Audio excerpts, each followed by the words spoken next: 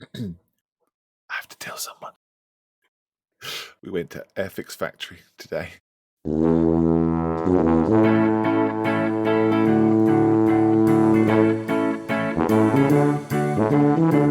Hello and welcome back.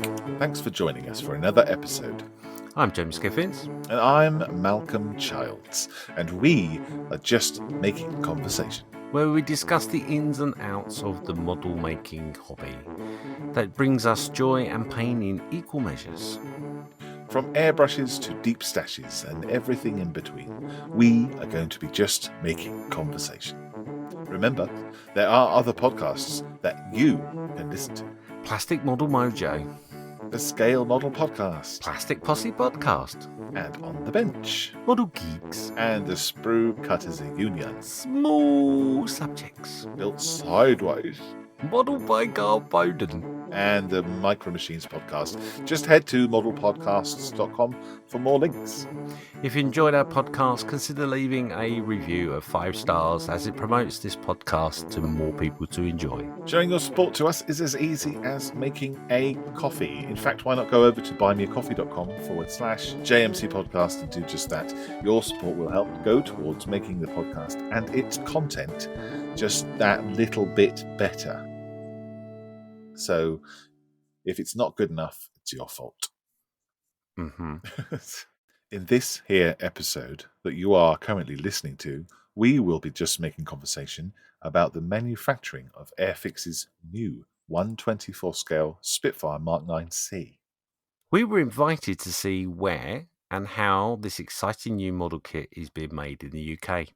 Learning the technical processes involved from how Airfix teams makes the choices of kits, development and the manufacturing. We then were shown just how the finished product goes out the doors to you, the customer. It truly was being like a kid in a sweet shop. We got some comments. We've got lots of comments actually, but we're just going to read one quick one, which is from Elliot, who bought us some coffees. He says, "Thanks for a great podcast. It takes a lighter look at the hobby and look forward to the release.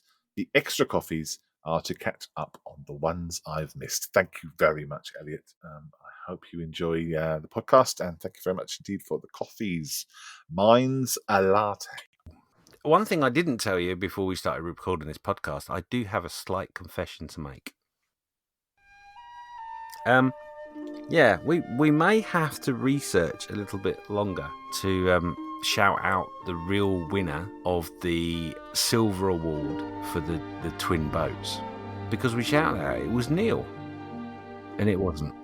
Oh, who was it then? I don't know, but I'm going to do a bit of research. You don't know who it was? Is it not on the Walnut group build? I couldn't find it. Oh, Lord. Oh, I thought it was Neil. Neil sent me the picture of it, and I just put 2 and 2 together and come up with 26, as you do. If you're listening and you are the manufacturer of the Twin Boats Walnut, please get in touch and let us know, because we were obviously really terribly sorry. Sorry, Neil. Sorry to the person who made the boats, but get in touch. Neil was absolutely 100% over the moon because he didn't realise he'd won a silver, so it was a bit of a shock to him. Yeah. But he doesn't remember making the model, so... Okay. Whoops. I will blame our intern at Just Making Conversation, and we will flog them purposefully. Sorry, mate. Yeah, sorry. Straight in. What do we do today? I don't know. What did we do? We went to a plastic. We went to a factory in the UK. We did. Where they manufacture Airfix's 1/24 Spitfire, the new one. We were invited to go along and watch it and learn about it, the kit, the choices, the manufacturing, talk to the guy who runs the factory and see the staff and be engorged with information and excitement about this release. And what better way to get people excited by inviting the likes of us down to the factory and have a wander around.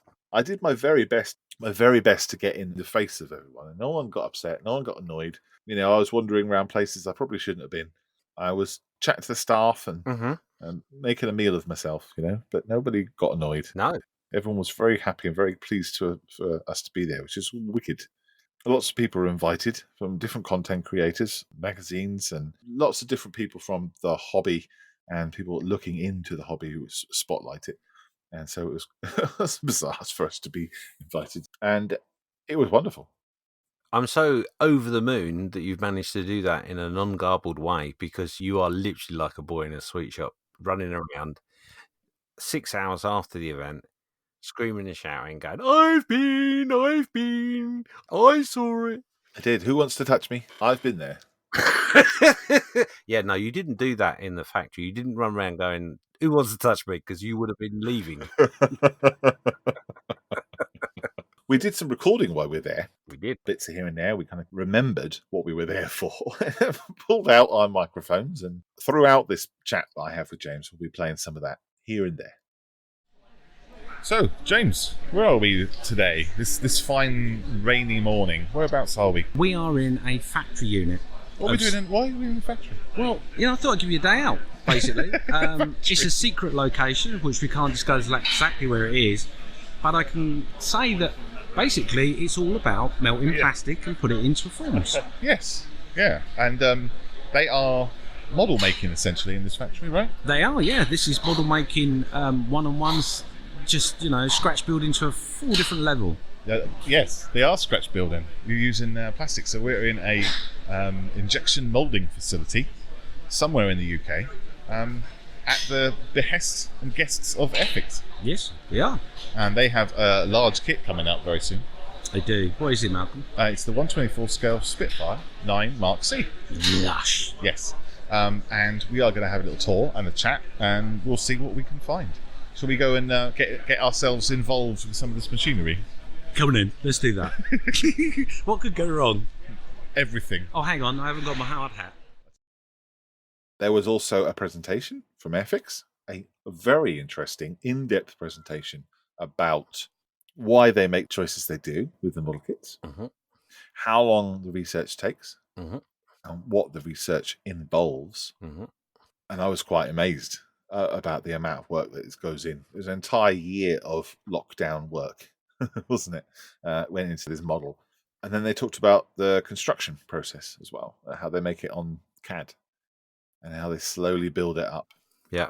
The designer was there. He gave a little piece, if you like, explaining his work, and even to trying to explain a wall of figures, which made no clue to me. It just looked like numbers. He was explaining the shape of the tail, and yeah, it was mind-blowing because there's a lot of information. You know, in the Matrix, yeah, when they say, all I can see now is brunette, redhead. Yeah. That's what it was like for him, I guess. Yeah, it was very much. Yeah. But what it was I can't remember the name. Was it data sheets or? It was data sheets of orientation from a single point, wasn't it? So it was measurements. Yeah, it was the measurements of the fuselage, etc. That's right, all the way down. Very precise measurements of the Spitfire. So from that original document, they could build a very accurate shape of this particular aircraft. I'm going to start off with this slide again because, as you said, this is the most exciting thing in Airfix designer's life, is when we come across an offset table. It might look incredibly boring, but it is the confidence that you have got all of the shape laid out there from the original designers. When I first came across one of these, I had no idea how to read it, and thankfully one of the other designers sat down with me and helped me understand between like these water lines, and as you're working up, every line that way and every line this way, there's numbers plotted, and you can almost see it's kind of upside down, but like from the tail coming down as it comes back up just behind the canopy, and then it drops back down from the canopy forwards for the engine. That kind of shape, slightly inverted, upside down in those numbers, as it's sort of, and you can plot it out, and it's like an adult's version of dot to dot. So that really enjoyable game as a kid, I get to do it at the beginning of a project. Just plot out all these numbers on flat sections like this, and as you go from each station, maybe working from the front to the back, plot out, and you begin to see the shape appearing as you go along. As I'm sure you can imagine, it's very satisfying. The other thing that has amazed me with it all is that you said there earlier that the process has taken all the time over lockdown. Yeah. but that's potentially not 100% true, in that it was actually being worked on before lockdown. Luke is the researcher, very geeky guy, or I think the phrase he used was rivet counter, and he's very knowledgeable about the subjects. But he was explaining that he's actually working on projects now, today, we won't see for anything up to 5 years. So they're working far in advance of what we're seeing. But also the designers go out and see the aircraft, not just one, but they see multiple aircraft, and then they will literally count rivets, and they literally will talk about the size of the bulge of underneath the wings and all that sort of stuff. Yeah, I know where you were going, but they compare bulges and rivets, and I can't remember what the other phrase was where the panels are fitted on. It was a different word he used. I can't remember what it was now, but the attaching nuts, for want of a better phrase. Then we'll add some of the more major detail. So here you've got the Zeus fasteners that hanging around the outside of this piece of cowling are different, obviously totally different shape to the rest of the rivets, and we want to try and show that. So we'll be measuring what's the diameter of a Zeus fastener on this and match that in the scale as we can for 24th, but can't really so much in the smaller scale. Yeah, so you talked about all the way through the construction with 3D, and also how they use 3D scanning as not as a beginning, as in a starter point, but like a finishing touch. Yeah, so basically what they do is the 3D scanning is overlaid onto the CAD work to make sure the shapes of the wings are correct and all that sort of stuff, because the actual scanning isn't sufficient enough to be able to be your starting point. And one of the reasons for that is that the computer, the program they use for the CAD work, can move the object around, and the computer can keep up with it. But with the scanning, it can't. It's too much information for the computer to process. That's what they do with the scanning, which I thought was quite interesting as well. Yeah, they also add the texture as well, so they can get textures from that scan. The texture was the hardest part, apparently. Was he talking about the seat texture? Yeah, saying putting texture on the seat because it wouldn't look right without it was actually the most difficult part. Well, for him, wasn't it? It's not what it was. It's not what it does. No, it's supposed to be for rigid and straight lines, not curves and undulations. Ruffles. Which was another point we talked about when they did a Q&A, talking about the figure. And this particular kit doesn't come with a pilot. No. Which irks me. See, it's not just today. Let me finish. Let me finish. What irks me from the beginning of time, it's nothing to do with today, but from the very beginning of time, I've always felt that a pilot should be included if you are able to put the aircraft in a flying position, unless it's a drone. See, yeah, I agree with what you're saying. I do. Then moving on. However, the reasoning they've given is a valid reason. Yeah. The cost of doing that is a whole different process, a whole different thing. And the cost involved in that is just doesn't make it viable. Airfix wanted to bring this particular kit in under £100, and to add a figure would have added more money onto it, and it would have been probably £130. If you want to pay that extra money, you can go and buy yourself an aftermarket. Well, the other thing they said is maybe, this was suggested in the audience, not by Airfix, that maybe the pilot from the Typhoon kit might fit into the 124th Spitfire. Maybe. Have you made it so that undercarriage can go up? Yeah. Does that have a pilot then? That's great. Unfortunately not. No, absolutely. So we did do it at the undercarriage up. It's not a lot more effort for us to do that. It's not a lot more expensive to do that at all, because the door part can be the same, the wheel can be the same. For us, it's just a different leg. There's only 2 extra parts in the whole kit to do the undercarriage up. But adding a pilot is quite a lot more money, quite a few more thousand to our production, because I am not a sculptor. If I tried to do it, it would look like a Lego man.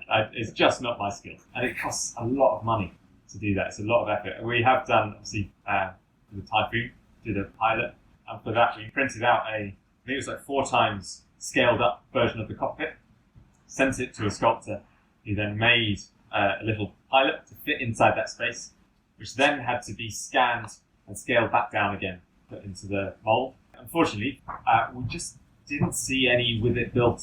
Maybe a few, but for the extra thousands of pounds that it added to the cost of the production, I don't think we sold any more. And that's realistically the tipping point. Is it commercial sense to spend these thousands of pounds? If we didn't do it, it doesn't make any difference. To add to that as well, there's a lot of positive comments about the price under £100, and I guarantee you if we had included a pilot, I would have had to have gone over 100. Based on our commercial rules and guidelines and stuff with payback and everything else, so it would have had to go over. So, for those that want pilots, sorry, doesn't include him. You're going to have to go elsewhere and find some pilots. But for those that don't, well done, you've got a kit for 10, 15 quid less. So it's just one of those compromises, unfortunately. That's not to say that, the next won't include pilots, but it's something that we constantly review for every kit. Well, the other thing they said is maybe, but this was suggested in the audience, not by Airfix, that maybe the pilot from the Typhoon kit might fit into the 124th Spitfire. Maybe. Could we use the Typhoon pilot in the Spitfire? So, controls are in different places, where the pedals are in slightly different places. So maybe, but you probably would end up having to do some fiddling with it as the final customer, cut the legs and adjust them. Potentially, it's an interesting question. It's a great question. So there was that. Mhm. But also they talked about the thicknesses of the plastic and how the challenge they have of dancing between whether to make it an accurate thickness or a thickness they can actually make using the plastic that they have and the materials they have and the tools that they have. And one of the things was they were talking about the cowling, wasn't it? That covers the engine. If they were going to make it as thin as it really is, it would be paper thin. Just wouldn't be able to do it. No, that's right. The factory owner, do you remember when he held it up to the light? Yeah. And they had done it so thin you could see through. They'd actually used a raw plastic instead of the coloured plastic. It was translucent as such. And they were talking about how if it's too thin, they can get short shots. So, but the liquid plastic doesn't go into the gaps enough. Yeah. And that can happen. But, that was really interesting, actually, talking about their compromise they have to make. And they're also talking about the compromises between the depth of the rivets and whether they're going to make the panel lines deeper or thicker or whatever. And they have to come to a point where they have to try and please everybody. Yeah. You have to be able to see it, but you don't want to be sticking out like a sore thumb.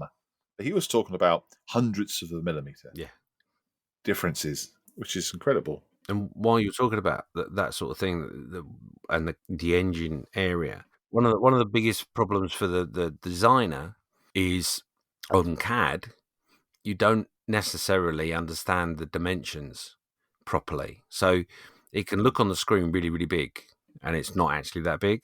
You make it on the screen and it looks really big, and then when you actually put it into reality, it's too small. Yeah, you can keep zooming in and zooming in, can't you? So one of the things in which they've actually done, which I thought was quite funny, but ingenious as well, is that they have actually got a biro to scale, a big biro, which they use within the program constantly. So they've got a judgment as to what the size is of what they're trying to make. We can sometimes get too distracted by how much I can zoom into this in the CAD and figure out, that looks massive, but actually in real life it's minuscule. And so we, a few years ago, CAD'd up a BIC biro, which we can put into the assembly. So when we scale out, it gives you a brain just immediately understands how big that thing is in real life. And it's surprisingly useful. We can actually take the dimensions, and I would know technically. But having a BIC biro in there helps my brain really understand the scale.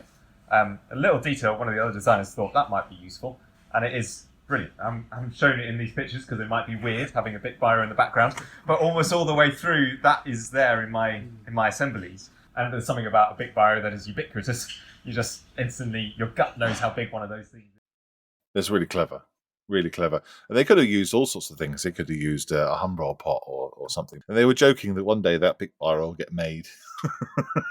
Accidentally. So look through your kits. You might find a model of a BIC biro. You never know. It'd be exactly 1-to-1 scale, wouldn't it? Yeah. Yeah. I wonder if I have a BIC biro here. How that came up was they were talking about the engine and saying that the piece where you put the actual cowling in wasn't quite right. So because they'd been able to see that, he could then make a judgment, a change in the design of the mold by thousandths of a millimeter to allow that bit to fit in properly and more snugly or something to that effect. Or less snugly and more snugly and everything else. Yeah. But the other thing in which they do as well, once they've done the CAD part of it, is they send it out to be 3D modeled. So they end up prototyping. They end up with a model that's been 3D printed, which then gives them the ability to make the model, which are then again they can see that if things aren't fitting properly, or maybe they're not aligning properly, because he was talking about the again the cowling, wasn't it? I think, if I remember correctly, on the and it was the cowling and it was the underneath air scoop, wasn't it? Yeah. But he was also pointed out the bulkhead, the firewall bulkhead, and the way the fuselage goes onto that. He realised from all of those processes that actually what he needed to do is add a little bit of more plastic in a certain point to aid the location, to make sure it was 100% where it needed to be. Yeah. Then wouldn't give you that problem where you haven't quite fitted it 100% right, and then that gives you a problem throughout the model. Talking about very, very tight tolerances and loose fitting, so that you can get other things to fit. That was quite interesting as well. Yeah, not everything is perfectly tight, so that you don't get to a point where you go nothing fits. Everything is slightly looser, and then I guess it then gets tighter as the build goes on. I'm not quite sure. It's very difficult to explain that, isn't it? On a podcast without pointing to stuff. It is, yeah. They also talked about the tooling as well, didn't they? How they put the tooling together and make sure that all the parts are the right way around and the right way up. And they were talking about the detail on the sides of things and how it's difficult to get a different, because of the way the mold works. Putting detail on the sides, they can put a block in or something, like a gate or something, he's saying, to give you detail. But instead of putting that on, which can be expensive, they just made the part into 3 parts. So they had 2 sides molded from the top, so that you could then just cut those off and they would be the sides. He's also then talking about putting something in that was making the air intake underneath the airplane stronger. And so they've built the air intake filter, the grill, and that grill holds those 3 parts together not quite nicely. I did wonder why they bothered to put the grill in when you're not going to see it.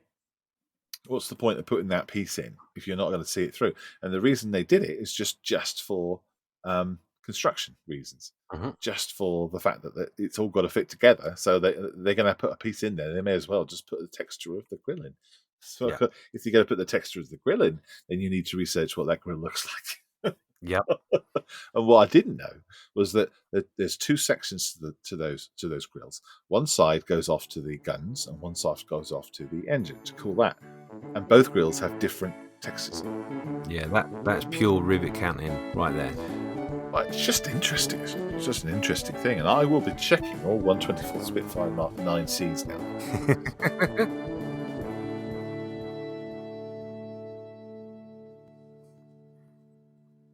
What else stood out to you about the presentations that we received? This will sound a bit daft, I suppose, but just the passion, obviously from the Airfix guys, an abundance of passion for the subject in which they work with. Chris clearly knows his stuff, as does Luke, and we take our hats off to them for the work they put into the presentation and the time they spent talking to us. The owner of the factory, incredibly passionate about what he does. The staff, yes, incredibly passionate about what they do. Passion everywhere, just awesome. In the tour, I don't know if they did it with everyone, but when we were there, the staff were pulling out they were pulling out the sprues from the injection molding machines, which were massive, and checking them by using a sprue that has already been molded, sprayed green. So when you place the grey sprue over the top, you could tell if there was any gaps, if there's any short shots, if there's anything standing out to you. I thought that was really clever. Talking to the staff that were doing that, they were talking about how you could tell that different parts were more likely to fail than others. Yeah. However, you're trained to check every single part all the way through. And any failures they have, they take it out and then they'll mark it up. I don't know if you saw a little place where they put markings on it. Yep. Marks it up where it failed and put it to the side. And then they record, they put a little label on it so they know when it was done. If they have an issue with it, they can go back to the machine and find out what temperature that particular sprue was made at. Yeah. How it was made, how long it was put together. If it comes out and it's a great press and it's a great mold and that sprue's perfect, they can hit a button to say, do it like that all the time. Mm. Whatever you did there, machine, do that again, because that was right. And they can repeat that, and they can refine that process. But also, I don't know if did you see the big whiteboard next to the machine? No, I didn't. Oh, so every time something doesn't quite go right, it's written down. Everything's written down and recorded. Yeah, okay. And it gives them an aid memoir to look at to help with those refinements. Yeah. For initially, you walk to the machine, and there's two lovely young ladies doing their thing, and it doesn't look that complicated at all. It doesn't look a hard job at all. But actually, stand there for a minute and just watch what they do. Yeah. It's oh wow, yeah, that's quite in depth. They're eagle-eyed, looking at every single one of those things coming through. Oh yeah, I don't know if they offered you to allowed you to touch the sprue when it came out. I was allowed to sniff the sprue, and no one batted an eyelid. Ah, okay. So the temperature of the sprue was just over hand warm, is what I would say. Yeah, I felt that was quite weird. I don't know why, but it did. What did you expect it to come out like cold or? Well, no, because obviously it's injected hot and then it's cooled. I never really had that thought process of just how warm it would be or not be. Yeah. And then obviously the mold that was being done that we watched was 2 pieces, and it'd come out and there'd be a bit of waste sprue. To which I immediately just thought to myself, "No, that'd be amazing. You could make really brilliant aerials with that." It went into a tub. Yeah. To which they then explained that nothing's wasted. Yeah. And you're sort of looking at this tub of bits.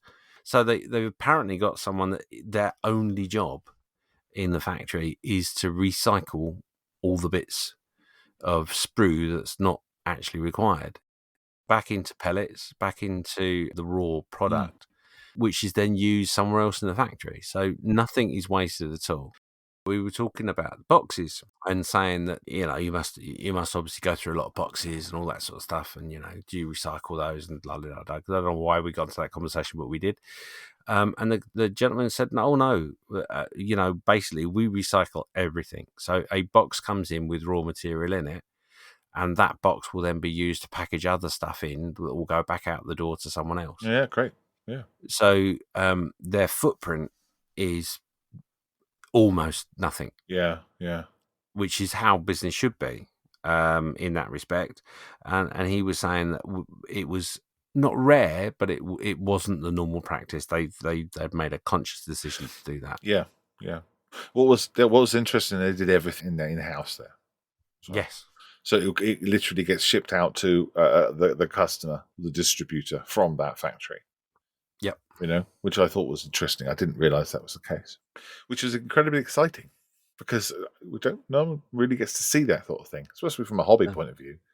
The hobbyist is never usually on that end of the side, is it? It's usually on the shop side. But to go back to seeing just sacks and sacks and sacks of plastic beads, and then seeing the process of how that gets turned into something that we get utter joy from in a hobby was really quite magical. The other thing I thought was, while you're talking about sacks of beads and stuff, the other thing that I found quite funny, or something I just hadn't assumed, is that the sacks of beads, that's mixed with a different part. They add another ingredient that creates that viscosity of plastic that they need. That gives them the colour as well. There are lots of little buckets all around with different coloured beads in them and different coloured pellets, and I guess there's a certain mix for each sprue. I think I got that impression that each sprue had a different type of plastic. Yep. Certainly, obviously, the clear stuff. Oh, duh. Because when he was holding up that sprue to the light, that was a different colour. It seemed to be anyway. Well, that was the raw pellets. Right. Basically, the owner of the factory had done this, as we said earlier, had done a very thin mould, a very thin sprue, to see just how thin they could get it. But that hadn't got the colour of the process in it. Have you seen an injection moulding machine before? On telly? Yeah, me too. but not up close. Have you seen 8 of them in a factory before? No. No. What was quite intense was the amount of power required to make these things. Mm. The size of the hydraulic rams to close the molds tight enough so the plastic doesn't squirt out everywhere. And there was quite a amount of minutes between each sprue being pressed as well, I thought. Yeah. It wasn't like chunk, chunk, chunk, chunk, chunk, chunk, chunk. It was a slow process, wasn't it, really? Yeah. And a carefully managed process, it seemed to me. They were taking care of each part. So this is a new machine. This is a Sarac 380 ton. So we've got 380 tons of clamp force holding the mould closed. It's microprocessor controlled. So what that allows us to do is set up a set of parameters. So we can teach the machine that was a good part. And we can say, so the temperature's doing this, the pressure's doing this, the speed's doing this. We can create a processing window so we can set a set of parameters that alarm us if it goes out that. So if it's too long in the mould or it hasn't cooled enough, it will alarm out and say, hang on guys, come and have a look what's happening here. There's something gone on. So because of these moulds don't have a huge demand, so we may only run 10,000 in the first batch. That's relatively low volume for injection moulding production. So we will have our operators on the machine. So typically you'll have they work in teams of 2. 2 sets of eyes are better than 1. When you've got 7 moulds producing 433 parts, there's a lot to look at within the cycle time. So we try to make things very visual. We try to make things very foolproof. We try to think of where are the loopholes, and again, it's about quality. It's not about banging these out, getting in boxes, getting them out the door. It's that attention to detail. It's that quality. It's that continuous monitoring that we're looking for. And then once all the sprues then came out and they were happy with them, they would then get moved over to a different part of the factory where they would pick all of the sprues to go into the boxes. And what did you see? Well, the one bit that I thought was very, very cruel. Oh, gosh. There will be people out there that will not agree with me. It will cause a stir. But to have carpet and not allow it to eat any plastic whatsoever, I just thought was incredibly tough. This was the top of the table had carpet on it. It looked like a billiard table, didn't it? I don't know if you saw the legs on it. Yes, yeah, you're right. It was very cruel.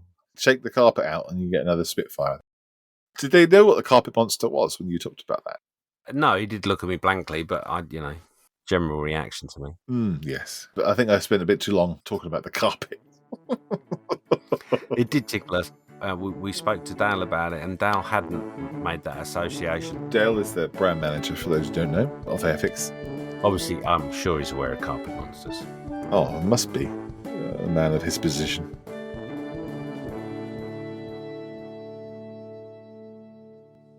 Actually, a phrase that Dad had said in a previous visit I had, we were talking about costs and that sort of thing, and he said to me that the packaging process and the manufacturing process was very hands-on. And I couldn't really understand that because a bit like you alluded to earlier, is that I just assumed a machine went cha-chung, cha-chung, cha-chung, cha-chung, cha-chung, and there was someone standing there with a big bucket and then wheeling the bucket away and putting a new bucket. Yeah, that's exactly what I thought, yeah. The videos you see of custard creams being made. Yeah. I imagined it was like that. Well, I'm sure, in fairness, a hobnob factory would be similar because I'm sure they'd give the same attention to each particular hobnob. I wasn't being specific about the biscuits. When I think factory, that's what I think. I think conveyor belts of biscuits. It is. And the fact that effectively you've got 2 sprues that have been printed and they're looked over by 2 people before they go into that bag. Then go into a box, then go somewhere else and go into the box that comes to you, etc. Just attention to detail was brutally obvious right there.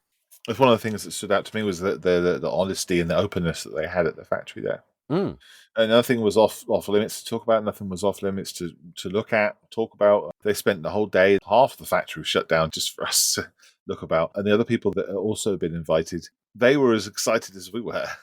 There were people there who had been in the model making industry or the magazine industry or the content creating industry for a long time. And they were super, super excited. And they were sniffing the sprues as they were coming out. And yeah, I don't know if you noticed the sort of warm plastic smell there was whenever the thing. Yeah, it was just, this is awesome.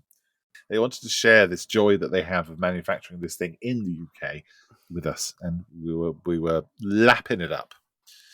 We drank that liquid plastic like it was going out of fashion.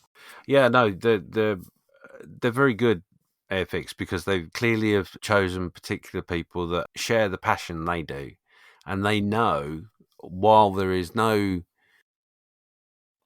arm twisting or sign this piece of paper, this is what you got to do when you leave, or agree to, or anything. There's none of that. Obviously, we have to keep things quiet when an invitation is given. How hard was that? It was difficult, yeah. They know from the choices of the people they've made that because we're so passionate, we'll go off and blurt to whoever we can about it. Oh, God. I just felt like a 12-year-old. I really did. When I found out that we were going to be going, it was just like, I want to tell everybody, oh my God, professionalism, I just want to tell everyone. And the funny part is, we didn't actually talk to one another about it. In an email that we got, it was advised that one of us had been invited as well as the other one. Otherwise, we wouldn't have talked to anyone about it. No, that's true. We wouldn't have even mentioned it because they sent separate emails to us, didn't they? Yeah, they did, yeah. So I've only got a couple of pictures. I didn't take that many. I took more video than I did anything else.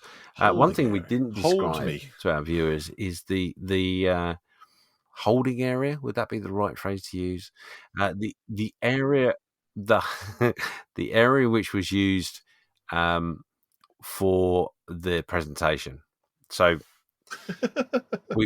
we walked into the factory and was ushered off to the right-hand side. Not you need to know whether it was right or left, but we did go to the right-hand side. Around basically some racking. Yeah. Yes. To which I saw a few Spitfires laid out. There's some sprues laid out. Very nice. Thank you very much. Like looking at that. And then the next thing I noticed was the roller door to a factory unit. And in front of that was the projector on a very fine piece of furniture made out of about 9 pallets. Hey, no expense spared, was there? No. Hey, if that's the right height, then that's fine. That'll do. Did you notice all the pallets and pallets of Spitfires as well? I did, yes. That made me chuckle a little bit. But it was nice, actually. It was, I thought it was quite a cool way of doing it. We had seats. We didn't sit on the floor. We could have all been sat on pallets. You know that, right? Proper chairs.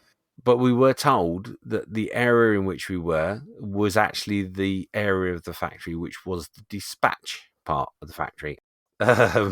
It was an interesting environment to have a presentation. Definitely. Oh, it's such a good day. Yeah. I want to go back tomorrow. Do you think they'll let me? Do you know what they should offer? You know, in some museums, you can stay the night. Oh, a sleepover? Sleepover. No. Yeah. Oh, could you imagine that? A sleepover in the factory, smelling of plastic. Or the Spitfire build at the factory. Oh. They could print the sprue, comes out, gets delivered to your desk where you're building it, and it'd be hot. It'd be hot out of the machine. Oh, I've glued that wrong. I've cut that off the sprue wrong. Can I have another one? Another one? Sprue L. Another sprue L for James. James? You fucking moron. There are lots of other kits that are manufactured there at the same time as well, and different ranges and things as well, which is lovely to see in the UK. Mm. Especially with all our issues and difficulties we've had the last few years. Disagreements, which we won't talk about because that's not the podcast. Yeah. What do you think they're going to bring out next? Oh, they were tip of the tongue nearly about to tell us, weren't they? Oh, they were. It almost slipped. But the reason for that is because they want to tell us. Yeah. They are excited as well, and they want to tell us what they're working on, Mm-hmm. what they've been doing all day, but they can't. No. And they have to talk about what they worked on last year because that's when it's been released. I don't know. Maybe the Mark 10? Oof. Mark 8? Could be. Mark 7? You never know. Mark 12? Probably another Spitfire. But will it have a pilot or not? Oh, it bloody better be after my complaint. Honestly.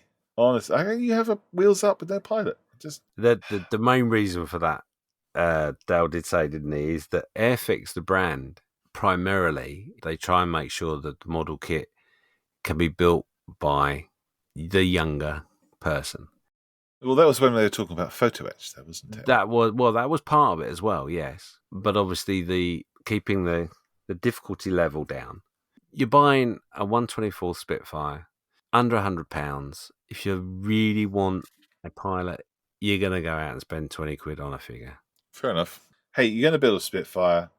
If you want to build it properly and you want wings on it, then you're going to have to spend the extra money to get the wings. The man is the thing. The man is the main thing in there. The guy who's risked their lives, and they're not represented in the kit. No, I do get it. It is the vehicle that they are selling. It's not the people. But they do reference them in the liveries. That's somebody else to do, I guess. Yeah. But God, what a day. What a day. Thanks, James. It was good fun going with you. I really enjoyed it. Yeah, it was great. I'm glad we were both there to enjoy the experience. It was nice to have you there, considering you weren't at Telford. It was nice to kind of hang out and chat modelling with you face to face. Yeah, that was my Telford this year, strangely enough. Oh, yeah. Hanging out with fellow modelers, having a chat. And to be honest, I probably spoke to more strangers for longer than I would have at Telford. Maybe not over the whole weekend, but yeah. So that was probably quite cool. Some very interesting people there. The Airfix, not only are they improving their social media from what they had years ago, certainly, but they're also encouraging and giving a platform to work together and to communicate with each other and share things like sharing the audio that they took, sharing the photographs that they took with each other. Yeah. To create some great stuff for people who are interested. That definitely was something that has come out of the process. Cooperation and interaction between fellow YouTubers, and that is because that's part of the community. But how often do you walk into a room full of strangers and go, let me share my pictures with you?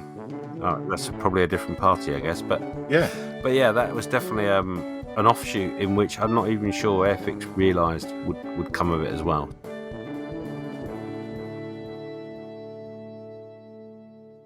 It was incredibly hard not to sing about this super secret invite, and now we can. And what an opera it was.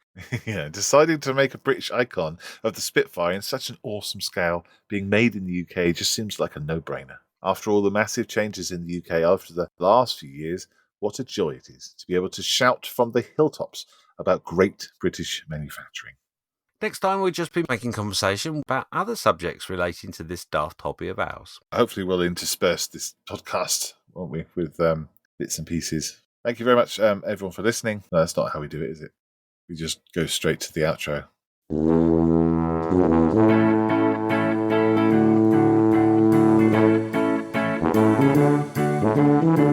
You've been listening to Just Making Conversation with James Skiffins and Malcolm Childs.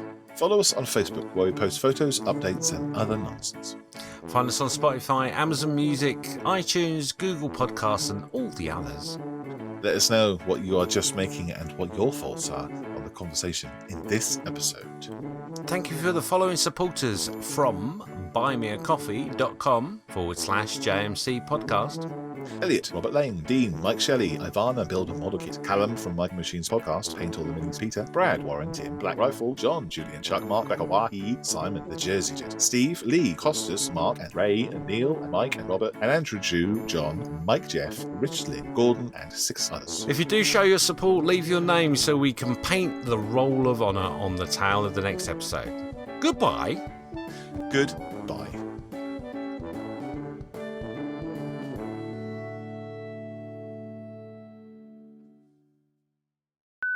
It was incredibly hard. Ooh, matron.